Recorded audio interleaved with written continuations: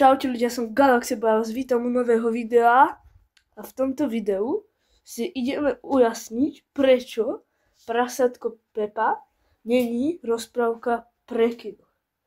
Jasné, môžete to pozerať a teraz vám chcem iba ujasniť, ako to myslím. Teraz iba čo je prasiatko Pepa.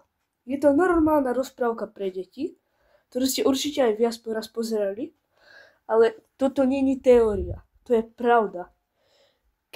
Je to aj pár teórií, ktoré vám potom poviem a ideme na to, o čom hovorím. Prvé je tento obrázok, čo som našiel v Google.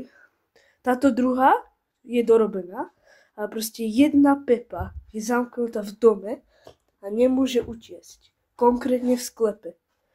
A tá teória, o ktorej som rozprával, je, že rodičia ju tam zamkli preto, že dostala rakovinu.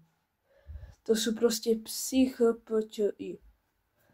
Chápete, o čom hovorím? A druhý obrazok mám ešte tu kde už vidíte, že je iba jedna.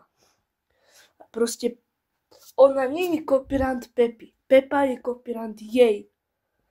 Ľudia, ak chcete odo mňa teórie,